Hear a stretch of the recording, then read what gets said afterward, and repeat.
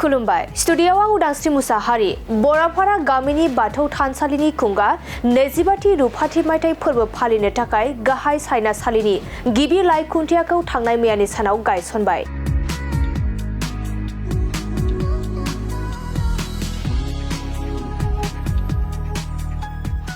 सानब्रैनि हाबाफारिजों 25थि रुफाथि मायथाइ फोरबो फालिनो थाखाय बराफारा गामि खुंथाय आफादा साखाफारा जादों। नंगौ गरेस्वर हालामनि बेन्दोंआव थानाय सानजा खोला बियाब बाथौ गौथुमनि बेन्दोंआव थानाय बराफारा गामि खुंथाय आफादा खुंगा 25थि रुफाथि मायथाइ फोरबो फालिनो थाखाय फैगौ मार्च दाननि 19, 20, 21 आरो 22 खालार खालि सानब्रैनि हाबाफारि लानानै खुंफुंनो साखाफारा जादों।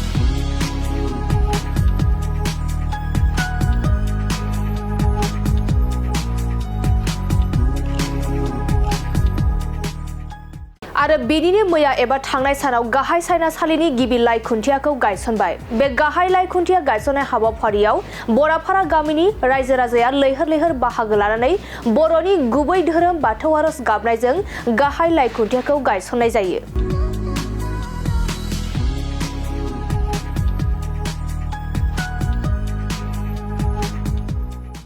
गाहाय लाइ खुन्थिया गायसननाय बे हाबाफारियाव 29 नं सुक्लाय सेरफां ब्लक बिपिएफनि गाहाय नेहाथारि दिगन्त बेसबरुवा बिथाङा बाहागो लानानै गाहाय लाइ खुन्थियाखौ गायसननानै होयो। बिथांजों लोगोसे बे हाबाफारियाव बाहागो लायो 29 नं सुक्लाय सेरफां ब्लक बिपिएफनि मावफुं आफादगिरि बाबुल बर' आरो गबसाफारा भिसिडिसिनि मासिगिरि जियम्मि बर', गरेस्वर हालामनि समाज सिबियारि कर्ण बर'जों गामि सामलाय आफादनि आफादगिरि हरिचन्द्र बर', गाहाय नेहाथारि सुपेन बर', खुंगा 25थि रुफाथि मायथाइ फोरबो फालिथाय आफादनि आफादगिरि खगेन चन्द्र बर', गाहाय नेहाथारि रबेन बर' बिथांमोनजों गोबां रायजो राजा बिथांमोना बाहागो लादों। बराफारा बाथौ थानसालिनि जा रुफालि मायथाइ फोरबो फालिथाय बे फालिथायनि दिनै गिबि खुन्थिया गायसनजेननाय हाबाफारिखौ दिनै मावफुंनाय जायो। बे लेखायै जोङो गायसनगिरि हिसाबै जोङो आलासि महरै हांख्रायदोंमोन सुक्लाय सेरफां बिपिएफनि मानाव गेदेर गाहाय नेहाथारि मानगोनां दिगन्त कुमार बेसबरुवा, लोगोसे सुक्लाय सेरफां ब्लक बिपिएफनिनो मावफुं आफादगिरि मानगोनां बाबुल चन्द्र बर' बिथांमोना आरो लोगोसे बाहागो लायो जोंनि सानजा खोला बियाब दुलाराय बाथौ गौथुमनि आफादगिरि, तामुलपुर जिल्ला दुलाराय बाथौ गौथुमनि दौरि आफादनि गाहाय नेहाथारि बिथांमोना लैहोर लैहोर फैना जोङो बाहागो लाफानानै जोंनि हाबाफारिखौ खुंनायाव मददथि होफैयो। आसा फारियो फैबाय थानाय मार्च दानाव खुंजानो गोनां सानब्रैनि मेहेरगोनां हाबाफारिजों जे मार्चनि 19, 20, 21, 22 खालाराव खुंजानो गोनां जे रुफाथि मायथाइ फोरबो, बे फोरबोआव गरेस्वर हालामनि बाथौ सिबियारि लोगोसे जोंनि हालामनि गासै रायजो राजा बिथांमोना लैहोर लैहोर फैनानै जाहाथे जोंखौ मददथि होफैयो, बेखौनो जोङो दिनैनि नोंथांमोननि चेनेलनि गेजेरजों जोङो मिजिंथिनाय थाबाय। गिबियावनो खुलुमनायखौ बावहरग्रोनाय थाबाय। लोगोसेनो आङो गिबियावनो जा नैबे खौरां रादाब चेनेल बिथांमोना आंखौ दिनै नैबे समाव हरखाबनो दसे सम बुंनायनि खाबुखौ होदों। बिथांमोननिसिम आङो गिबियावनो बरायग्रोनानै लाग्रोनाय जाबाय। लोगोसेनो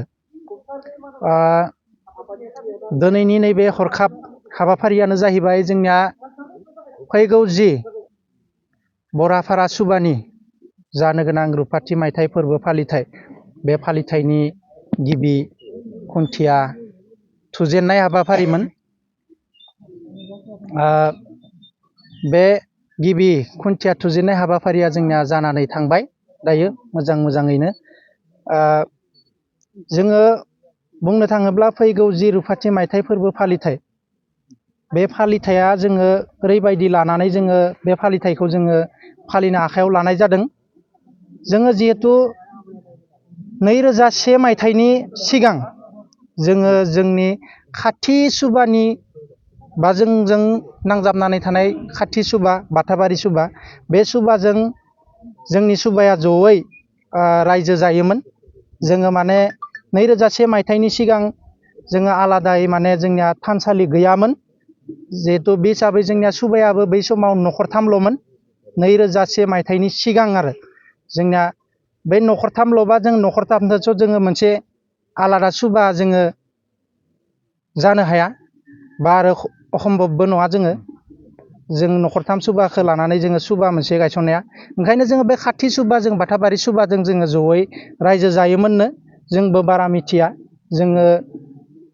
जों उन्दैसो नालाय दायो ओंखायनो दा जोंनि मिथिनाय बायदियाव आरो आं मिथिनाय खिनाखौसो बुंगोन दायो बे हिसाबाव जोङो 2001 मायथाइनि मे दाननि 12 खालाराव जोङो बे बाथाबारि सुबाजों रायज्लायनानै जोङो बाथाबारि सुबानिफ्राय गावस्रानानै फैनाय जायो जोङो फैनाय जायोबा बै समाव जोंहा बराफारा सुबायाव गासै 13 न'खर जाबायमोन 13 न'खर जायोब्लाबो जोङो एसे फाइनेन्सनि खेथ्रआव जोंहा दुरबलखाय 2001 मायथाइयावनो जोङो थानसालिखौ लुफुंनो हायाखैमोन बे हिसाबाव जोङो 2002 मायथाइयाव थानसालिखौ लुफुंनानै 2002 मायथाइनिफ्राय जोङो आलादायै माने थानसालि हिसाबै जोङो गायसननानै लानाय जादोंमोन थिग थेवबो जोङो गावनानै फैनाया जोंहा 2001 मायथाइयावनो गावनानै फैदोंमोन नालाय जों गावना फैनाय सनखौ लानानैनो दिनै जोङो फैगौ मार्च दाननि 2022 मायथाइनि मार्च दाननि 19, 20, 21, 22 मायथाइयाव जोङो रुपाथि मायथाइ फोरबो फालिथाय हिसाबै जोङो फालिनो आखायाव लानाय जादों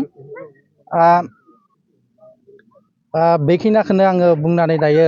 मा हाबाफारि लागोन बे रुपाथि मायथाइयाव बे रुपाथि मायथाइ हाबाफारियाव जोङो दायो हाबाफारि हिसाबै जोङो सानब्रैनि हाबाफारि लानाय जादों गिबि